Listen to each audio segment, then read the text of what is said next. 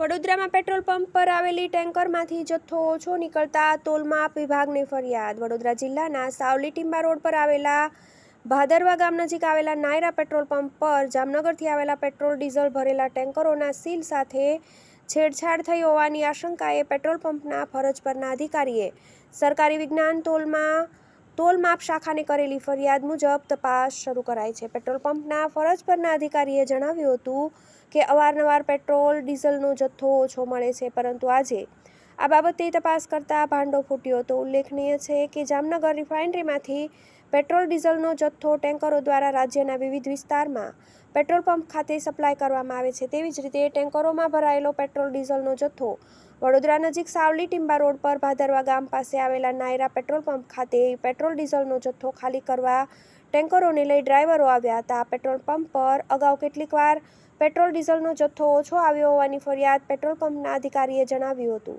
જોકે હાલમાં આવેલ પેટ્રોલ ડીઝલના ટેન્કરમાં માલ ઓછો હોવાની શક્યતાના કારણે ટેન્કર પર ચડીને પેટ્રોલ પંપના જવાબદાર અધિકારીએ તપાસ કરી હતી। તપાસ દરમિયાન ટેન્કર પર લગાવેલું સીલ નકલી હોવાની આશંકા તેમને જણાઈ હતી।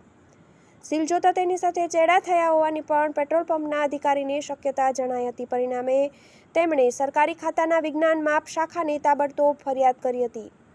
તપાસ સાથે આવેલા બે અધિકારીઓએ ટેન્કર પરના સીલની કરેલી તપાસમાં કંઈક ગડબડ હોવાની આશંકાથી તપાસ શરૂ કરવામાં આવી છે। જામનગર આ બાબતે પૂછપરછ કરતા ટેન્કરો સીલ કરીને રવાના કરાયા હોવાનું જણાવ્યું હતું। જોકે પેટ્રોલ પંપના અધિકારીએ વધુ પૂછપરછ દરમિયાન જણાવ્યું હતું કે અવારનવાર 500-600 લીટરનો જથ્થો ઓછો આવતો હોવાની શંકા ગઈ હતી, પરંતુ આજે ટેન્કરમાં જોતા પેટ્રોલ ડીઝલનો જથ્થો ઓછો જણાતા ફરિયાદ કરવામાં આવી હોવાનું તેમણે જણાવ્યું હતું। TV18 news